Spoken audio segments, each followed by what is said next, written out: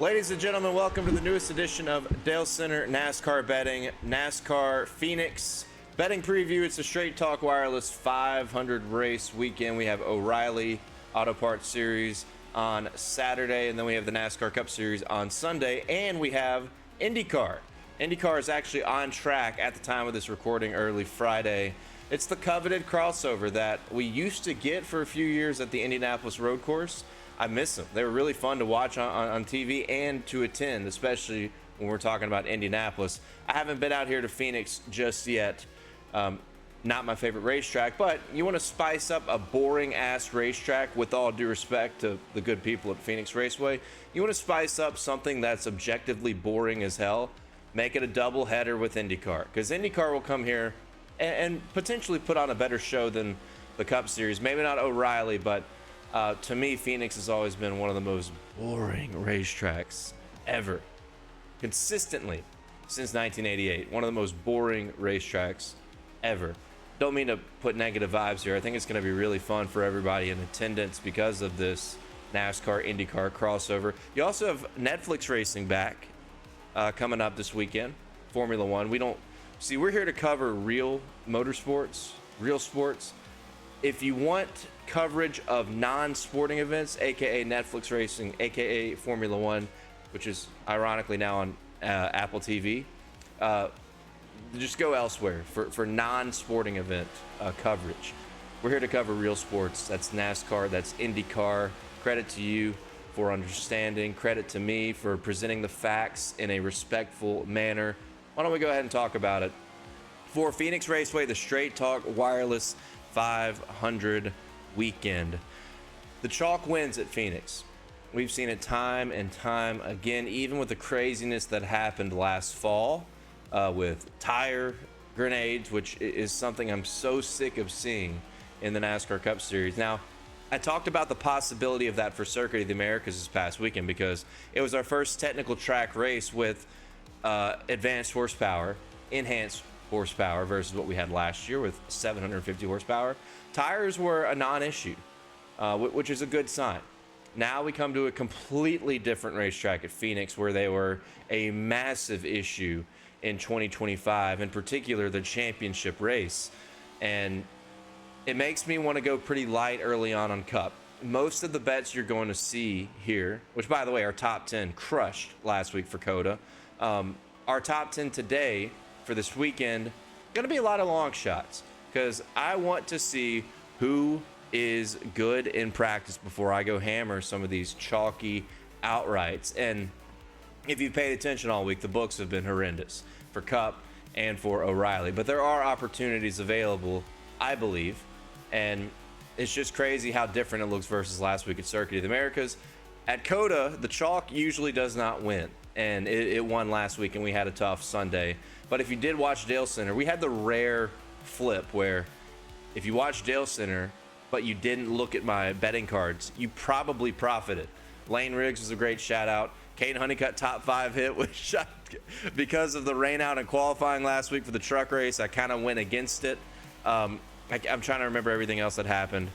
But we had some other good bets there for trucks and O'Reilly in particular. Austin Hill was a big one with his top 3 and his top 5. So we had some good. Oh, and Chase Elliott was the number 1 play for a top 10. Should not have happened, but it did. And it was the only thing I hit on Sunday because, again, I've lived at COTA fading the chalk. Like fading SVG, fading the road ringers, and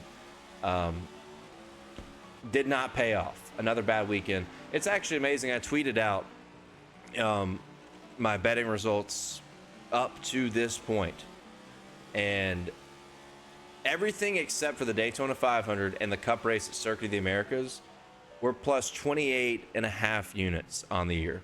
We've had so many good reads in all 3 NASCAR National Series, but the Daytona 500 and the Duramax Grand Prix at COTA last week have been so catastrophic, and it's obviously my fault. I'm the fool here for tossing all those betting slips in the garbage can, but those 2 races alone, negative 32 units.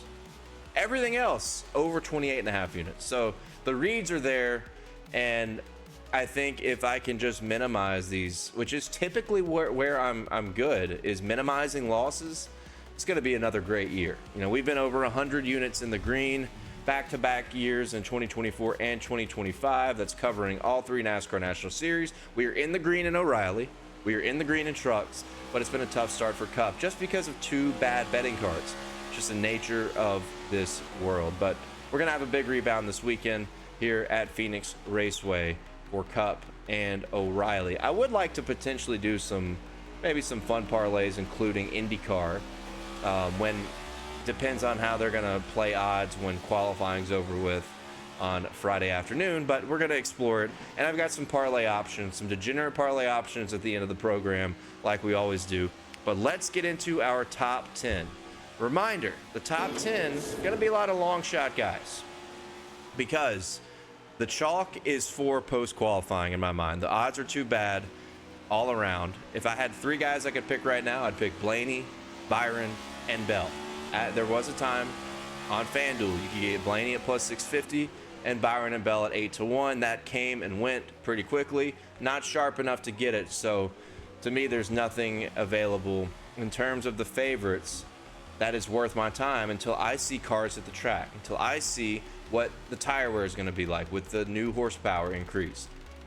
It's a wait and see type of weekend, in particular with the NASCAR Cup Series. But talk about our top 10, a guy that does not want to wait and see, especially at Atlanta, as we saw a couple weeks ago, and that is Carson Hocevar. I'll put it up on the screen one more time. I'm kind of curious where to go here. I like his top 5 price. If you look at Carson Hocevar's performance on these like shorter, flatter style racetracks in 2025, he was pretty solid. He was a top 10 guy. It seemed like more often than not, at least in his average running position. Now, the growing pains of being so young, so volatile as a race car driver is getting the finishes, right? I think when you look at Phoenix, he qualified 3rd and he qualified 6th in the 2 Phoenix races, and he ran top 10 most of the time, especially in the fall race. Carson Hocevar is good here, is the point. I kind of like that top 5 at 5-1 over on Caesar Sportsbook, and I like his draw for qualifying, 11-1 to win the pole. Kind of expensive, but I'm not so interested. I'm going to be betting on qualifying. I bet on it last week. Of course, I got burned like I usually do, but I think based on the timing of qualifying starting and the way the track is going to heat up, and with this tire on, again, enhanced horsepower, Hocevar and Josh Berry go out like 11th and 12th. We saw early last year in some of these West Coast races with similar time slots to qualifying, like when qualifying would begin, a lot of these guys that qualified early held on to a potential, top 3, top 5 position. Now, William Byron won the pole and he went out last year. He just put down an absolute heater. But I think some of these guys that go out early-ish, once the track gets cleaned off by the first few guys, are going to put down some pretty good laps. So I think Carson Hocevar, that top 5, 5-1, could be gone if he qualifies well, A, and B, to win the pole because he qualified well here last year, and I like the draw that he has in terms of when he goes out for his qualifying attempt. So 11-1 for the pole, maybe worth a shot if you're feeling frisky, but I do like that 5-1 top 5. I think the top 10 is a little too expensive everywhere. The outright seems a little expensive, around 30-1 for someone, a kid who still has not won yet in the Cup Series. I don't think it would happen this weekend. But I think the top 5 price, 5-1, is on Caesars Sportsbook. I think Hocevar is going to be pretty competitive on Sunday. Now let's see what we have next here. We have Taylor Gray. Ugh. I know a lot of my subscribers, a lot of people in the Discord fucking hate this guy because he just folds too many times. Like, he folds too many times. A lot of times it's his pit crew. But I'm going to just keep it real simple here. Joe Gibbs Racing in the O'Reilly series is fantastic at Phoenix. They are unbelievable, especially in the spring race. Chandler Smith won here with Joe Gibbs Racing a couple years back. Sammy Smith before that. They've had winning speed nonstop. Brandon Jones has won here before. Eric Almirola won this race last year. Granted, Alex Bowman probably should have won it in the Hendrick car, the number 17 that Corey Day now drives. By the way, Alex Bowman, get well soon. Hate to see what's happened with him. He's going to be out of the car for who knows how long with vertigo. Hate to read that because vertigo can be kind of a consequence of concussions. So it's been a tough few years for Alex Bowman in terms of just seat time. So hope he gets better and gets back in the car. But Anthony Alfredo will be behind the wheel of the 48. But back to Taylor Gray. We'll get that up on the screen one more time. When we talk about the 54 team, I love his crew chief. Jason Ratcliffe has so much experience. He's always dialed in on these shorter, flatter racetracks with no matter the driver. He's run top 5 here with Kyle Busch, Trevor Bayne, and Ryan Truex. Taylor Gray is next. He finished P6 and P7 in his 2 races here last year. He led a bunch of laps in the fall race, actually. He qualified up front, took off from the field, won stage 1, got shuffled back, maybe didn't keep up with the track as well. We know how these championship Phoenix races go. They're kind of an anomaly. You always have somebody that's cheated up, aka Jesse Love, when RCR has never really run great here, at least in the past 4 to 5 years. Jesse Love comes up with a cheated machine, has just a freaking rocket ship. The spring race is always different. And some of the players that are in and out of the top 5, and typically it's Joe Gibbs Racing that runs up front more often than any other team in the series except for Justin Allgaier. Justin Allgaier, I'll go ahead and tell you, I would not bet him early. Now, he might qualify well, but 2 things make me nervous about Allgaier.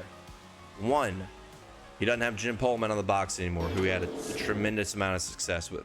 2, he's a year older. He's kind of in this age range when the fall off can happen, right? Predicting that fall off.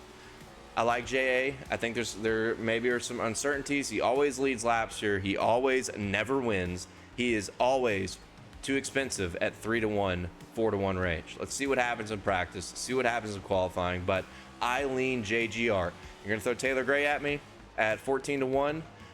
Top 5. Hold on a second. This could be a typo. This could be a typo. Let me make sure. I may have typed this up wrong. And if it is, it's because of DraftKings, by the way. DraftKings is doing some fuck shit right now with their top 3s and their top 5s. No, that's... Hold on, that's okay. Hold on, let me go to FanDuel. Okay, that is correct. Plus 360 top 3 is on FanDuel. I think the top 5 is a little expensive because it seems like... I always... I mentioned earlier they seem to fold too many times in really good equipment. A lot of times on pit road. This team just makes so many errors on pit road, and they have so many slow pit stops. I don't know why. Hopefully they fixed that for 2026 and they've made proper changes. We really haven't gotten like a big pit stop mattering race. Pit stops will matter here at Phoenix. Long green flag runs, potential for a green flag pit stop in the final stage. That makes me nervous to bet a top 5 at plus 130. But he's got a decent draw for qualifying on Friday night. I think Taylor Gray is going to qualify up front. I think he's going to run up front the whole time. So I think that plus 360 top 3 with a lot of uncertainty in this field. I don't think Jesse Love's going to have what he had this last fall. Sammy Smith never impresses me. I'm not sure what Haas is going to have with Sheldon Creed and Sam Mayer. They've been kind of off and on here. Corey Day, inexperienced. Raja Caruth is pretty high on the board. He's in a Jordan Anderson racing car. Carson Quapple kind of catches my eye around 20-1 range, but he did struggle here last year. Corey Day, you might see Corey Day in a few moments, but Corey Day has had a great start to the season, but he might absolutely get punted for the way he's driven the past couple weeks. That could happen. So there's a lot of uncertainties, and as I've said on this show, the O'Reilly series did not get deeper. To me, that helps someone in really good equipment like Taylor Gray. Another guy I missed, William Sawalich, aka Billy Sandwich. I don't know how he won that head-to-head matchup I gave last week. He had no business winning that, but he did on a road course. And Billy Sandwich is a completely different driver on road courses versus ovals. We have not seen much on ovals yet. We've seen Billy Sandwich be great on road courses. He's in a Joe Gibbs Racing Toyota that's going to be fast. He has not shown me enough on ovals for me to take a shot on him. He really struggled here last year in prime equipment. So Taylor Gray, I think, could make your weekend with a win or a top 3 finish. Who we got next? I love randomizing these. Okay. This is the one non-underdog. Benjamin Bill Byron of the number 88. Remember, there's kind of a fucked up situation with Raja Caruth and Carson Hocevar, who are in JRM rides, but they've got other rides to fill out the rest of their season because of the Cup guys getting in. Here's your Cup guy getting in this good ride. Crew chief by Marty Lindley, who was fantastic with Connor Zilic last year. William Byron. We call him Benjamin Bill for a reason. I started calling him Benjamin Bill a few years back. When he jumps down in these lower tier series, he's tough to beat. And remember, when Alex Bowman jumped down in the number 17 Hendrick car last year, he really should have won this race. But late race caution, craziness happened. Almirola stole the win away, which was good for me. But Benjamin Bill, I don't hate the idea of betting this now. Plus 325 is available on Canby. 3-to-1's available almost everywhere. DraftKings, FanDuel, wherever. I might wait because he doesn't have a great draw for qualifying. If he qualifies 11th, 14th, which we've seen in the past year. A couple years back, he qualified 28th. He had a really bad race too, but I think William Byron could get up as high as 4-to-1, 5-to-1, especially if an Allgaier or Jesse Love or Sammy Smith or Brandon Jones go out and qualify super well. I think you're going to see all year long the Haas cars, Sheldon Creed, Sam Mayer, are going to be the best qualifiers consistently. Like, they're going to be like the Chase Briscoe of Cup last year. Keep that. That doesn't really help us to win money, but just keep that in mind. I think Mayer and Creed, no matter the track type, are going to keep qualifying up front. But yeah, I think William Byron, there's a good shot. I'm betting him at 3-to-1, 4-to-1 before the green flag. I just want to wait because the 88 car, Raja Caruth, did not get a great finish last week at Circuit of the Americas. He's kind of got a bad draw for qualifying. The conditions in qualifying for O'Reilly and Cup are going to be way different because O'Reilly is qualifying in the evening. As the sun goes down, speeds are going to get better and better and better as the session progresses. While Cup, I think, early guys are going to put down the hot laps, and because of the tire and because of the midday qualifying time, I think guys that go out later might be a little bit slower because it's going to be less grip, going to be slicker. It's going to be the exact opposite for O'Reilly. So I don't think William Byron qualifies in the top 5. So I'll take my chance that maybe we get a slightly better price before Saturday. What do we have next? I love randomizing because I never know. Oh, Josh Berry. This is a good emphasis play. Outright 30-to-1, top 3 plus 850. The top 3 is on FanDuel. The outright, listen to me, he's 28-to-1 on DraftKings outright. He's like 22-to-1, 24-to-1 on other books. Go to the team props on DraftKings, and Wood Brothers to win the race is 30-to-1. He's the only Wood Brothers car, Josh Berry. So just take the 30-to-1 on Wood Brothers. I don't understand it. It is what it is. I think Josh Berry is the biggest sleeper this week, and he's going to be a popular bet with more horsepower equaling more tire wear. You would think that would fit right in his wheelhouse because of his strong background at tire management. He ran well here in 2025. He ran well overall on the shorter, flatter racetracks. If they have a mistake-free day, he's going to be in the top 5, at least in the top 10, I think, all day long. But we'll see. We'll see how they do in practice. Remember, Penske affiliate, he's 16-to-1 to win the pole over on Bet Rivers or Bally. He's right there with Carson Hocevar. I think that little slot going out 10th to 15th could be your pole winner tomorrow. Josh Berry, big play this weekend. Love him. Short track guy. Keep it simple. Penske equipment. Watch out for that 21 car. Biggest sleeper of the weekend is Josh Berry. But now you see Parker Retzlaff. Look, FanDuel's got these top 10s again for O'Reilly. Viking Motorsports have they improved? Maybe a little too early to tell because this is our first technical oval of the season. But Parker Retzlaff, man, he's got pace. And similar to a guy we're going to talk about later, he's kind of like a top 20 machine when he's incident free. A lot of youth in this series. It did not get deeper, as I have reiterated a billion times. It helps someone like Parker Retzlaff who has pace. I know they had a bad weekend at COTA. Does not translate well for me. I think it's been a good start to the season for Retzlaff, who has been capable of running around in the top 10. He's got a couple runner-up finishes in the past year, which is crazy to think. I think a top 10 at plus 650. If you get a little bit of chaos, he's going to be in the picture. I like it. This is something I'm probably going to bet before qualifying. So Parker Retzlaff and that number 99 for Viking Motorsports. We're going to find out if they've got legitimate pace on these technical racetracks. He finished 11th here last fall with Alpha Prime. I think, which Alpha Prime is, it seems like they're consistently improving. But I think this Viking Motorsports team, it seems like they've got better pace.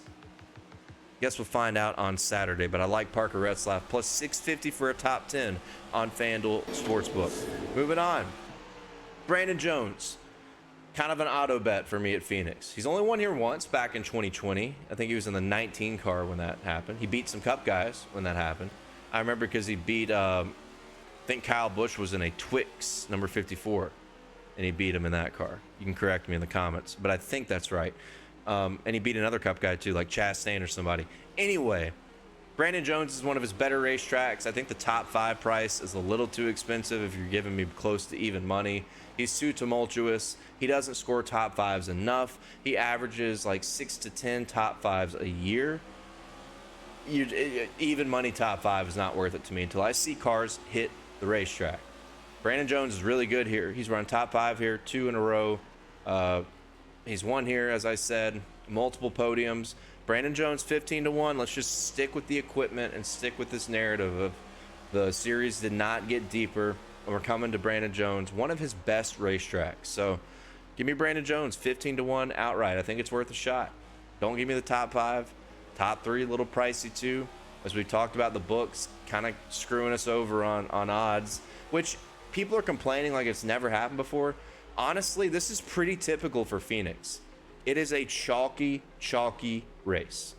But Brandon Jones, at that price at 15 to 1, similar to Taylor Gray, could make your weekend. Up next, Harrison Burton, top 5. I'm just not giving up on Harrison Burton. This was a good track for him when he was with Joe Gibbs Racing. Granted, much better equipment. I think Sam Hunt, man, I just believe that they are capable of running top 5 at some of these technical racetracks. Not just the drafting tracks where Harrison Burton had unbelievable bad luck to start the year out. COTA, road courses, not in his wheelhouse. But this is a good track for him. And I feel like if you get a little bit of chaos, again, 13 to 1 top 5 for a proven driver in this series, I'll take a shot at it pre-qualifying. We've seen other drivers hop in Sam Hunt racing equipment and run well at tracks outside of the super speedways. I'll take a stab at it. I think their equipment is capable of being in the fight for a top 5 finish. I think this is for sure. It's tough to say for sure just because he has so much bad luck. The top 10 price on FanDuel is like, what, plus 250? I think it's a little pricey. 13 to 1 to get a top 5. I'll take a shot at it. I'll take a shot. Don't kill me if he wrecks on lap 4, which seems to happen all the time. Back to another number 54, sticking with the Gibbs camp, sticking with the Toyota camp. Ty Gibbs 60 to 1 to me is just too long. I think about this tire wear situation. The first technical tire wear race we have at COTA, Ty Gibbs was ripping some great lap times. He probably passed the second most cars in that race behind Connor Zilisch. Got a top 5, scored a ton of points to get out of that hole that he got in Daytona and Atlanta. Kind of struggled here in O'Reilly, but he does have a top 3 finish here a couple years back. I think he's capable. I'm still a believer in Ty Gibbs. I think he is going to win in 2026. I already took his over 0.5 wins. Watch out for Ty Gibbs. I just think the pricing's a little too long for Ty Gibbs. I think he's a candidate to win the pole potentially, qualify up front. I think back to Bristol when we talk about this extreme tire wear. That is where he performs the best, is at Bristol when we've had the most craziness in terms of tire fall off. Because of the enhanced horsepower on the same tire from last year, seems like it's kind of in his wheelhouse when the tires aggressively fall off. Now, he hasn't won at Bristol, and he's melted tires like everybody in the field has in those crazy races, but I think the pricing is too long for Ty Gibbs. I love that he had a top 5 at COTA. I love that he's smiling after his interview. Didn't Denny Hamlin have his sponsor, the AM, PM, and win in it at Vegas or something? I don't know. This is how you shut people up, man. This is how you shut everybody up. Some bad press on Joe Gibbs right now because of the whole Chris Gabehart Spire deal. Ty Gibbs has not looked great because it's kind of insinuating that his impact on the organization is negative because he's held to a different standard. As I've said on a few different programs, I feel like he's kind of a big loser here in terms of public perception. You want to shut everybody the hell up, Mr. Ty Gibbs? You come out here with Denny Hamlin. Oh, is this the right one? Shit. No, hold on. Hold on. I don't know which one to close. I don't know which one's which. It's fine. Okay, hold on. Where is the Ty Gibbs? Is it this one? This is, okay, you know what? This is the problem with randomizing. I kind of like to be surprised and talk about whoever, whenever. This is kind of the problem with it.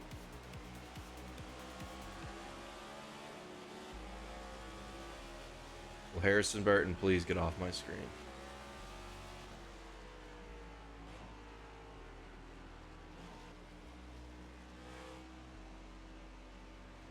I guess it's not going to happen. Is he going to get off my screen? Now I got to get Parker Retzlaff off. Oh. Well, that was my next one. I guess I spoiled. What is going on? What is going on? We're having technical difficulties. Fuck this. It's starting to make me mad. I wanted to talk more about Ty. I just wanted to put the animation on the screen. How hard was that? Now we're talking about Parker Retzlaff again. I'm not talking about Parker Retzlaff. I already have. So ignore him. With all due respect. I like Ty Gibbs this weekend. The pricing, I think, is a little too long. I'm a believer in momentum. I think momentum is a big thing. Not always, not all the time. But Joe Gibbs Racing, been real good here, especially in the spring race with Christopher Bell. Denny Hamlin should have won the fall race last year. Penske, for some reason, not as good in the spring as they are in the fall when the championship's on the line. Remember, everybody gets cheated up for the championship and they just let it happen. Spring's different. Ty Gibbs, sleeper. Okay, is this him? See, now I got him on the screen. I'm like done talking about him. What did I write? Think about Bristol, maybe benefit. Yeah, I think so. That's what I said. Bristol, high tire wear, seems like it's kind of in his wheelhouse when the tires degrade excessively, and I think that is a possibility considering what we saw in the championship race, which was complete tire grenading roulette. And quite frankly, I'm sick of it, but it could impact a lot this weekend. And it's also frustrating because we don't get long enough practice sessions to see how big of an issue it will actually be in the race. I think we get, 25 minutes split in two groups while O'Reilly gets 50, trucks get 50, it seems like. Like, what are we doing? Anyway, I like Ty Gibbs. Moving on. This is the guy we want to talk about. I spoiled it a little early. Brennan Poole. This guy. What a great start to the season. Had a shot to win at Daytona. Should have been top 5 at the worst. Ended up 12th on the white flag. Goes from 2nd to 12th. How the hell did that happen? Top 10 at COTA. 19th at Atlanta. He's a top 20 machine. It doesn't matter what racetrack it is. He's had decent performances here. You get a little bit of chaos, just a little bit, with this inexperienced field. He's right there. And he is the most expensive top 10 on the entire sportsbook of FanDuel. That doesn't make sense. He should be where Retzlaff is, based on his performance, based on the indications that Alpha Prime is getting better. Brennan Poole, 15-1 top 10. Yes, I'm betting it. Maybe he finishes 13th. Worth it. 14th. Worth it. The guy is a top 20 machine. And clearly this program is getting better. The driver in an inexperienced field is still gutting it out every week in lesser equipment. Give me a top 10. I think he's going to run again. I think he's going to run between 9th and 16th at 15-1 for a top 10. That is absolutely worth it if he's even in the conversation. Brennan Poole, worth a shot. Oh, Ooh, Corey Day. Hey, this is like Kevin Durant. If you can't beat him, join him. Corey Day been fucking up all my bets for 2 straight weeks, wrecking them left and right. But you know why I'm one of the best in the industry? Because I can put the hate aside and say, I'll use the hate to benefit myself and the people who tail me. Corey Day, 35-1 outright. It is clear he is improving. It is clear he is better. He's running better at different styles of racetrack. This is a race with a team that he can run up front and compete for a podium position. He's got enough experience now. Like I said with Ty Gibbs, you want to shut everybody the hell up, including me, because I keep doing this running joke of hashtag prodigy, hashtag the prodigy, because everybody, excuse my language here, everybody beats off to this guy like he's the next fucking Kyle Larson. Maybe he is. I'll agree with that if you come out here and you get a top 3 this weekend, Corey Day. I will agree with that. Everyone's obsessed with this guy, and he's been wrecking everybody, including a bunch of people that I've been betting on, and I hate him. Right now, I hate him. Maybe I won't hate him forever, but he's young, he's getting better and better and better, and he's in arguably the best car in the series.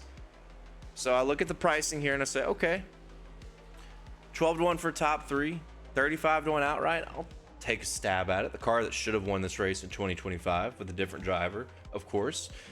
Corey Day.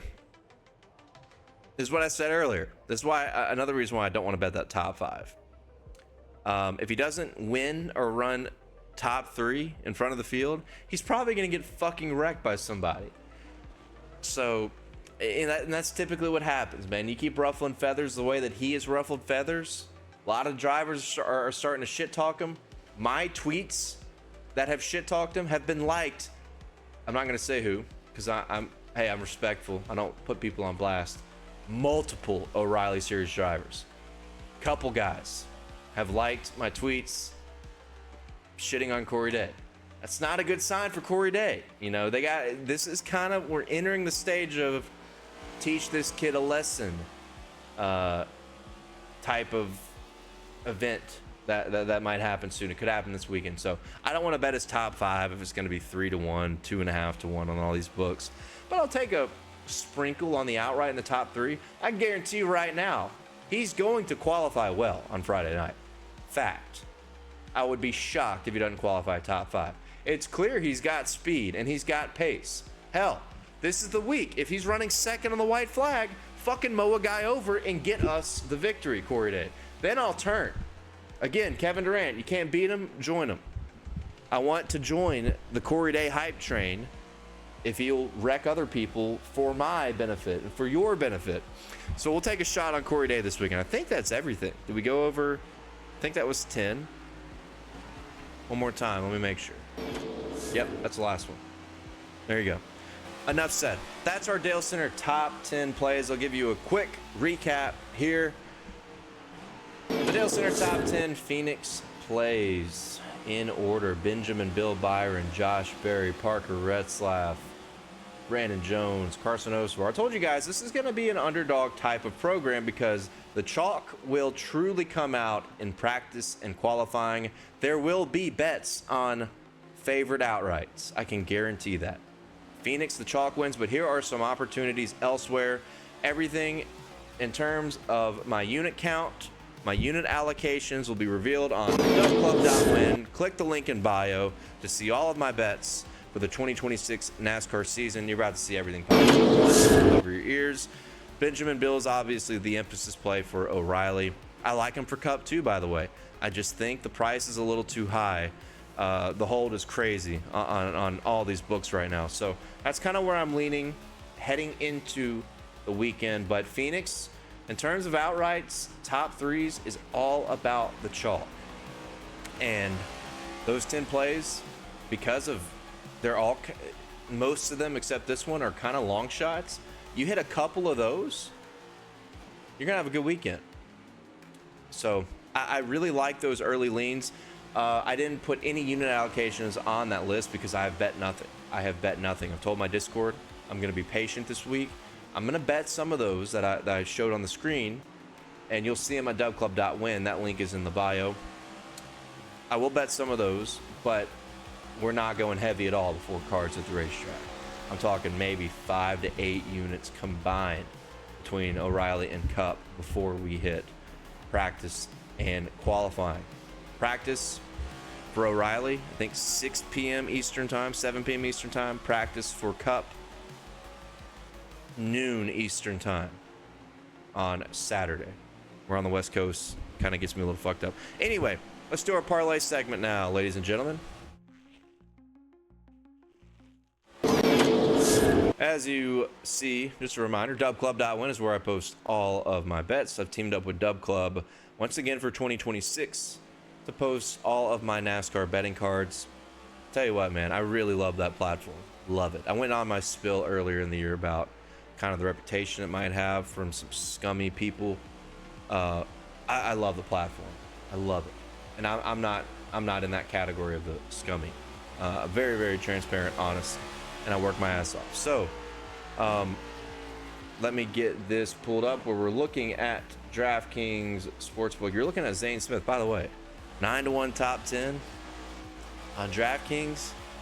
We're thinking about it. I honestly, that's like my 11th play. That guy right there.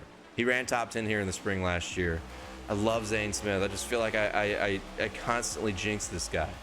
So Zane Smith is my number 11 play in my Dale Center top 10. I kept him off the board to not jinx him. So watch out for Zane Smith. That could be a bet too that I place here before we hit practice and qualify. DraftKings Sportsbook lets you parlay all these different manufacturers, and it lets you parlay O'Reilly with Cup and IndyCar and Formula One. Some books don't let you do that in terms of positionals.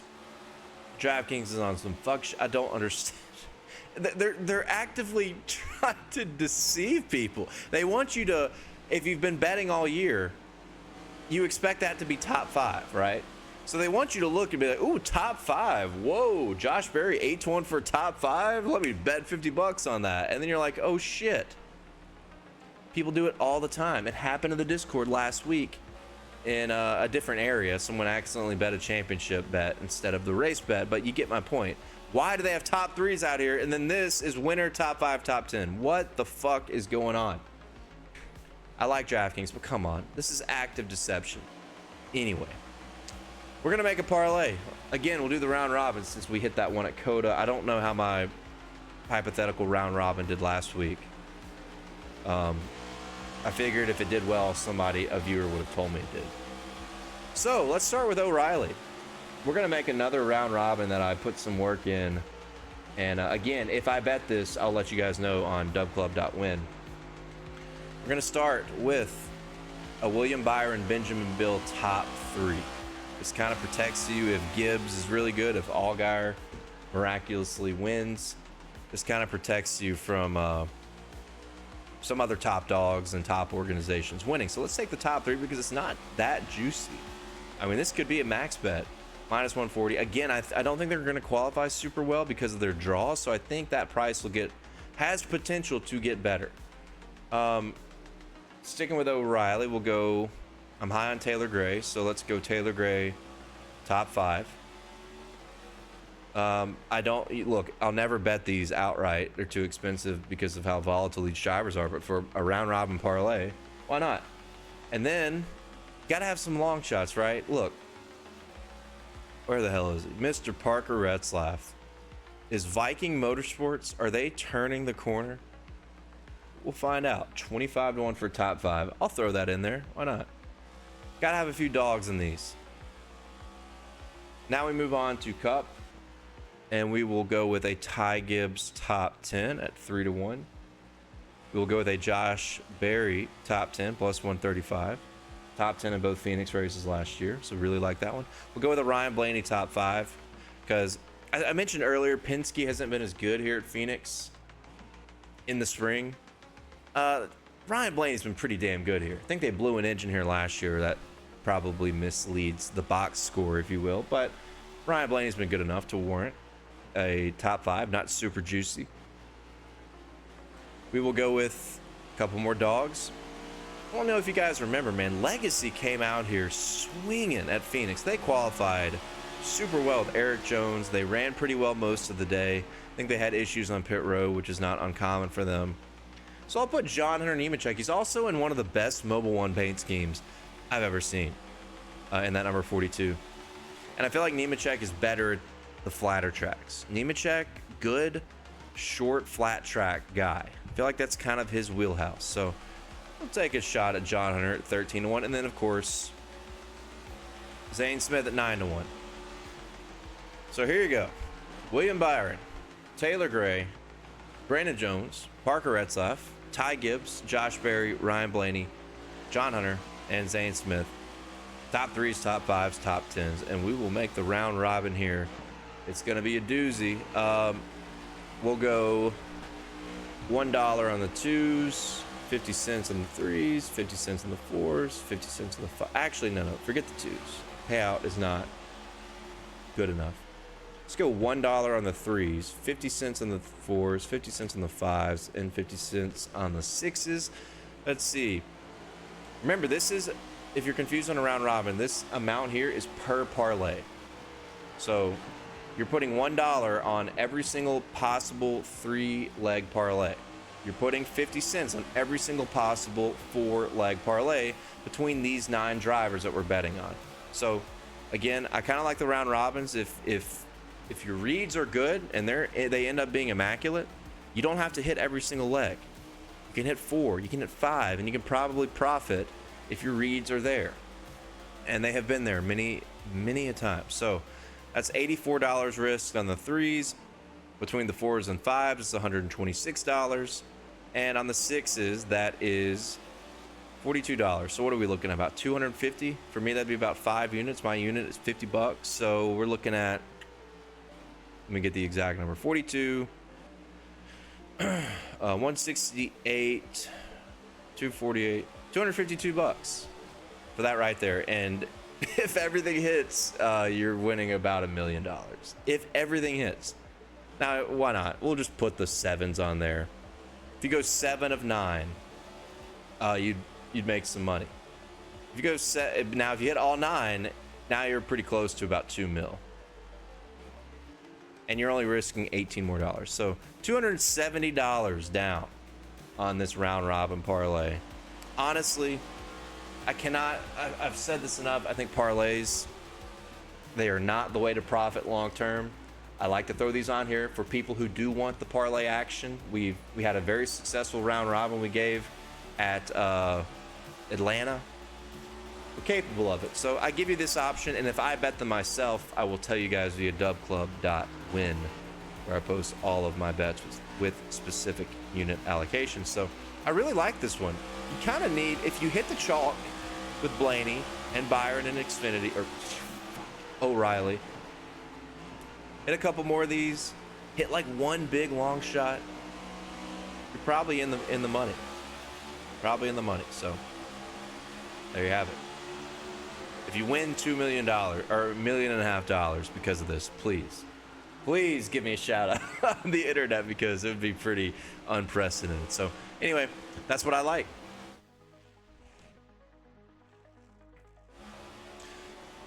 We're back here. Oh, yep, there you go. There's the ear fuck again. The program wants to emphasize Benjamin Bill Byron. Maybe it's a sign for Cup too. Really like him in O'Reilly. Think he's going to be a factor in Cup as well. Been really strong as a Hendrick driver at this racetrack. But that's all I got, folks. Thank you guys for watching. I love the IndyCar crossover thing. So once we get all the practice and qualifying out of the way, you might see me post a parlay for IndyCar, O'Reilly, and Cup. Gonna be something small, but I kind of like the energy behind it. And maybe we'll do a round robin on just like, 2s and 3s between like 4 or 5 picks, but we'll see. It's going to be a fun weekend with IndyCar on Saturday, O'Reilly on Saturday, and Cup on Sunday. If I help you win some money, please come back, give a like, subscribe, share, do what you got to do. Let me know what you think in the comments. Let me know what you like heading into the weekend, what you think of my bets. Tell me your bets. I like the way the comment section has been on this channel, which the support's been outstanding. I really appreciate you guys. The viewership has been better than any year I've done NASCAR betting. And it's big thanks to you guys that watch this every single week. Even if you're a new viewer, hopefully you'll come back and hopefully I help you out. You know, that's the big thing. I want people to get involved, have some fun, and maintain a long-term profit. Also, I'll be on SiriusXM this weekend, Sunday, I think 1 p.m., 2 p.m. Eastern time before the green flag to talk bets with my guy Pete on the fantasy racing preview. So check that out if you're a SiriusXM guy. It's cool to be on Sirius, just even if it's for like 10 minutes to help out, because I like pulling up the radio and seeing my name right there, you know, on the radio. I think it's really cool, even if it's only for a little bit. So obviously super appreciative of them for letting me go on and ramble, which is an extension of this program. So look out for that if you're in the car on Sunday afternoon, as we will be talking bets on SiriusXM NASCAR Channel 90, and everything else to check out at Dale Tanhart. And again, comment, let me know what you like ahead of the weekend. Tell me I'm stupid if you lost because of last weekend. Again, tell me I'm stupid, and tell me you're smart. I'm cool with it. I like the chatter in the comments, and I obviously love the support that this channel's gotten throughout the beginning of 2026. Thank you guys for watching Dale Center NASCAR Betting, our NASCAR Phoenix betting preview for the Straight Talk Wireless 500. Good luck, and I'll see you guys next week.